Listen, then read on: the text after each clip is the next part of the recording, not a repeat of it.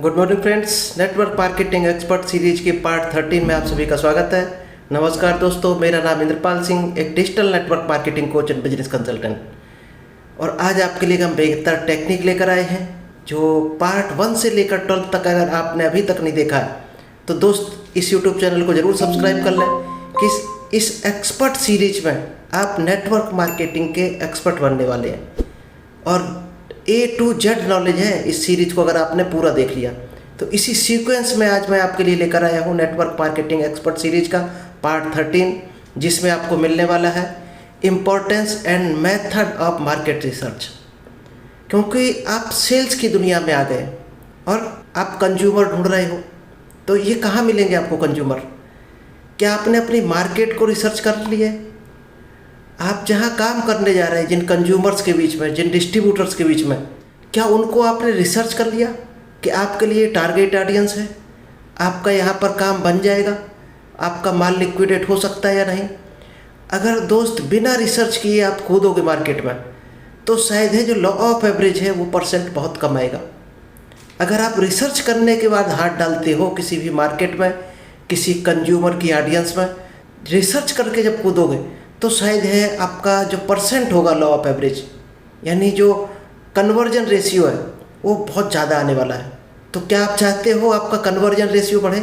क्योंकि दोस्त अगर सेल्स की दुनिया में हो, डायरेक्ट सेलिंग में हो, तो कन्वर्जन रेशियो बढ़ना चाहिए। जब कन्वर्जन रेशियो बढ़ेगा तो माल लिक्विडेट होगा, माल लिक्विडेट होगा तो आपकी इनकम ग्रो होगी। और शायद है हर आदमी इनकम ग्रो करने के लिए ही आता है, लेकिन विदाउट नॉलेज के काम करता है, इसलिए वो कहीं ना कहीं फेल हो जाता है। तो चलिए आज हम डीपली आपको बताते हैं कि मार्केट को रिसर्च किस तरह से करेंगे। मार्केट रिसर्च करना क्या है?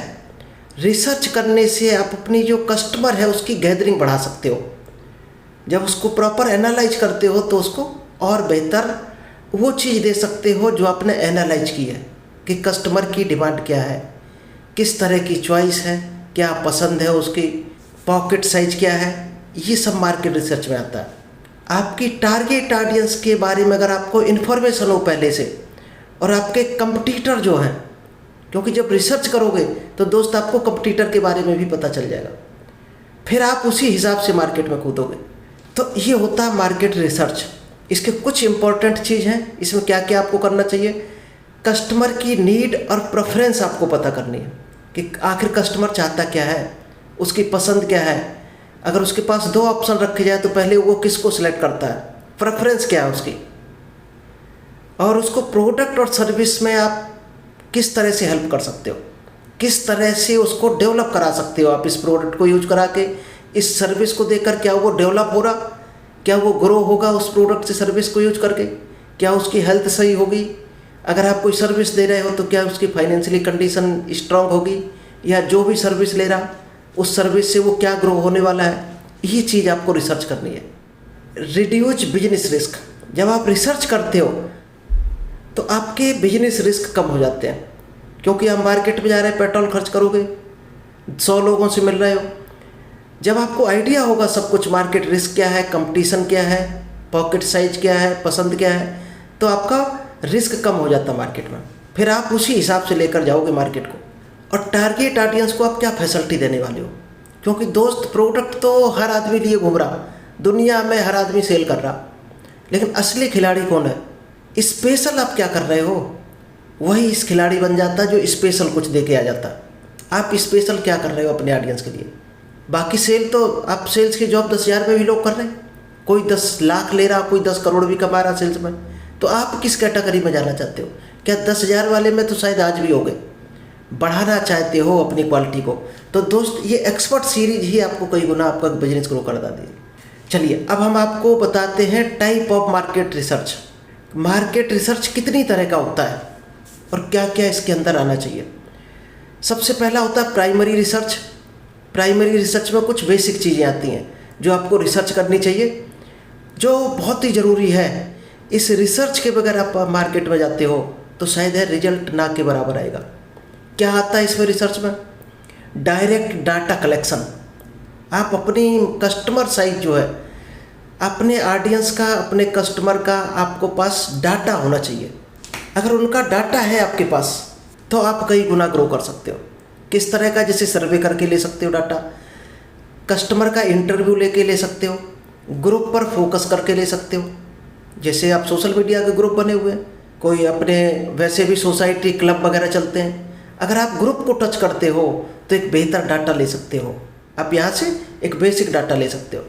कुछ आप फर्स्ट हैंड लेवल पर कस्टमर से इंफॉर्मेशन ले सकते हो, 1-to-1 कस्टमर से मिलके उनकी कुछ डिटेल ले सकते हो, वो भी प्राइमरी रिसर्च में आता है। अगर आप 1-to-1 शॉप पर भी मिलते हो, एक एक कंज्यूमर से मिलते हो, घर घर जाकर मिलते हो, तो भी आपके पास दोस्त बहुत बड़ा प्राइमरी डाटा अवेलेबल हो जाएगा।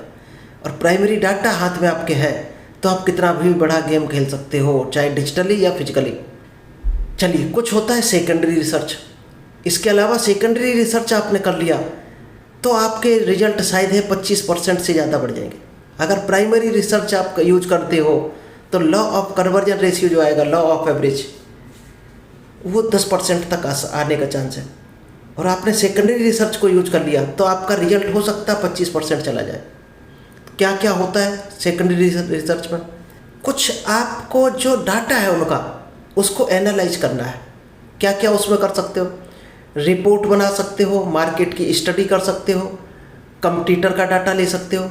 इसमें आपको पूरा डीपली जानना है कि मार्केट किस तरह का है, क्या प्रोडक्ट मार्केट में चल रहा।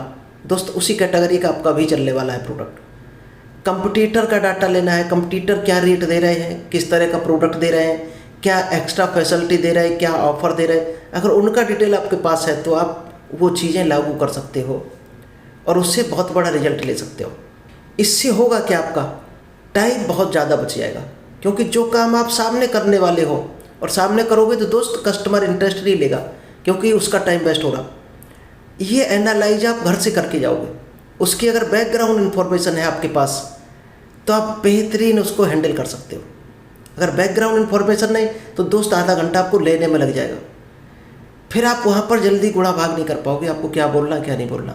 और पहले से आप प्रिपेयर होके गए हो, उसकी बैकग्राउंड डिटेल है आपके पास, तो आप कई गुना बेहतर परफॉर्म कर सकते हो। चलिए, अब हम आपको बताते हैं की methods of researching market data. Market की नीड और मार्केट की डाटा आप किस तरह से कर सकते हो रिसर्च, क्या क्या आपके पास की पॉइंट होने चाहिए जिनको लेकर आप मार्केट को बेहतर रिसर्च कर सकते हो। आपके पास सर्वे और क्वेश्चन होने चाहिए। अगर सीक्वेंस में आपके पास सर्वे है मार्केट के और क्वेश्चन है आपके एग्रीमेंट फ्रेमिंग क्वेश्चन, तो आप और बेहतर कर सकते हो, फास्ट तरीके से कर सकते हो अपने कस्टमर को प्रोडक्ट सप्लाई या सर्विस। आपको एक क्वांटिटेटिव डाटा होना चाहिए। कोई दुकानदार है, कोई कस्टमर है, कितनी क्वांटिटी में माल कंज्यूम कर रहा, अगर ये आपके पास डाटा है तो आप ऑर्डर उतना ही बड़ा ले सकते हो। अगर क्वांटिटेटिव डाटा आपके पास है, कौन सा प्रोडक्ट किस क्वांटिटी में दुकानदार ले रहा, या आपका कंज्यूमर ले रहा, या आपका कोई लीडर जो भी आपके साथ काम करने वाला है। नेक्स्ट है फोकस ऑन ग्रुप्स। आपको सबसे इम्पोर्टेंट है ग्रुप्स पर फोकस करना है। ग्रुप पर फोकस करोगे तो आप डेप्थ में जा पाओगे। उससे क्या होगा, कस्टमर की ओपिनियन और उनको मोटिवेशन दे सकते हो आप। अगर ओपिनियन उनकी जान गए, उसी हिसाब से उसको मोटिवेट कर सकते हो। थर्ड है इंटरव्यू। आप 1-to-1 जाकर इंटरव्यू ले सकते हो, क्वालिटी का इंटरव्यू ले सकते हो कि प्रोडक्ट जो मार्केट में आप परचेज कर रहे हो उसकी किस तरह की क्वालिटी है, क्या उसका डिटेल है। अपने प्रोडक्ट का आप इंटरव्यू ले सकते हो। प्रोडक्ट पहली बार दिया, डेमो दिया, उसका जाकर नेक्स्ट टाइम में आप इंटरव्यू ले लो तो आपके पास एक बेहतर डिटेल आ जाएगा। और क्या समझने में आपको हेल्प करेंगे ये पॉइंट, जो सबसे इम्पोर्टेंट पॉइंट है इंटरव्यू में, जो सबसे अच्छी चीज़ आपको मिलने वाली है, वो पेन पॉइंट आप पकड़ लोगे कस्टमर का कि उसकी इच्छा क्या है, डिजायर क्या है। अगर डिजायर और पेन पॉइंट पकड़ पाए फिर आप किसी भी तरह से अपने प्रोडक्ट को निकाल सकते हो। इंटरव्यू में सबसे बड़ी चीज़ आपको पेन पॉइंट मिलता है, कस्टमर की डिजायर पकड़ में आती है। और डिजायर आपको एक बार पकड़ में आ गई तो आप कितनी भी अच्छी तरीके से उसको सेल कर सकते हो। फोर्थ है कंपटीटर एनालिसिस। जब आप डीपली जाओगे तो एक मेथड है कंपटीटर्स एनालिसिस। आप कंपटीटर को एनालाइज कर सकते हो। मार्केट का जो गैप है, कस्टमर की क्या रिक्वायरमेंट है, कंपटीटर क्या दे पा रहे हैं, वो आपको गैप ढूंढना है। कौन सी चीज़ कस्टमर कंपटीटर जो आपके हैं, कौन सी ऐसी चीज़ है जो कंज्यूमर को नहीं दे पा रहे, आपके पास वो चांस है, आप उसको फुलफिल कर सकते हो और बेहतर गेम खेल सकते हो वहाँ पर। और इंडस्ट्री का ट्रेंड क्या चल रहा, आप उसको बेहतर तरीके से काम कर सकते हो। तो रिसर्च में आपको और क्या करना है, कुछ डेमोग्राफिक एनालिसिस होता है लाइक एज, जेंडर, इनकम।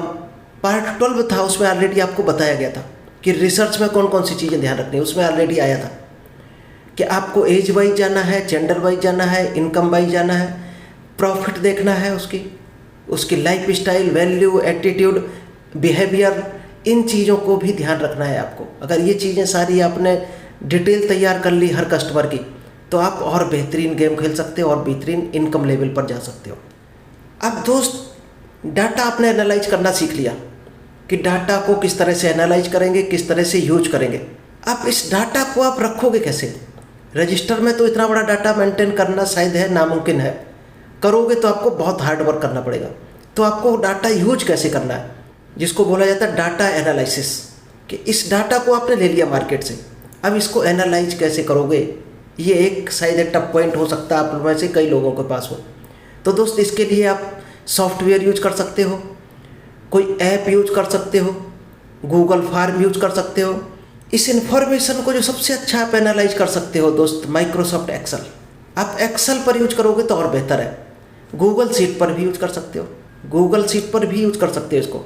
उसमें यह बेनिफिट है, आप यहाँ बैठे हो तो कर सकते हो, मोबाइल में भी ऑपरेट कर सकते हो, फील्ड में हो तो ऑपरेट कर सकते हो। एक्सेल में है तो आपको वो फाइल रखनी पड़ेगी अपने साथ, पेन ड्राइव में, मोबाइल में या लैपटॉप पर। इसके लिए कोई सॉफ्टवेयर है वो यूज कर सकते हो आप। कोई ऑर्गेनाइजिंग डाटा है आपके पास, कौन सा आपको पैटर्न अच्छा लगता है वो आप यूज कर सकते हो। इससे क्या है, आपका बिजनेस डिसीजन लेने में आपको ईजी रहेगा। इसमें कुछ हो सकता है आपको शुरुआती दौर में चैलेंज भी आ सकते हैं कि आपके पास बहुत डाटा आ गया तो उसको आप फाइंड आउट कैसे करोगे, यानी रिसर्च करना आपको हो सकता है हार्ड लगे। ये चैलेंज आ सकता है शुरुआत में, डाटा ओवरलोड हो सकता है आपका, कि डाटा ज़्यादा हो गया तो आप फिल्टर कैसे करोगे। तो इसके लिए दोस्त हमारा बहुत जल्दी एक सेशन आने वाला है माइक्रोसॉफ्ट एक्सेल, जो बहुत डीपली आपको सिखाया जाएगा। उसमें आप चुटकियों में निकाल सकते हो अपने डाटा को, तो विद इन 2 सेकेंड आप निकाल सकते हो कुछ भी डाटा जो चाहो। बस डाटा आपका प्रॉपर फिल होना चाहिए, किस कॉलम में जाना चाहिए, किस रो में, टाइप होना चाहिए प्रॉपर। अगर टाइप है तो दोस्त चुटकियों में निकाल सकते हो। वो आप सेशन लेकर आएंगे, उसमें आपको बहुत डीपली सिखाने वाले हैं। तो वो चैलेंज शायद आप सभी का क्लियर हो जाएगा, कोई बड़ी प्रॉब्लम नहीं है। चलिए, थैंक यू। आई होप आपको पार्ट 13 समझ आया होगा। अगर अच्छा लगा हो तो दोस्तों में, अपनी टीम में ज़रूर शेयर करना, लाइक करना। क्या चाहिए आपको, कोई स्पेशल रिक्वायरमेंट है तो कमेंट्स बॉक्स में ज़रूर टाइप कीजिए। Thank you, all the best. मिलते हैं नेक्स्ट बेहतर सेशन के साथ।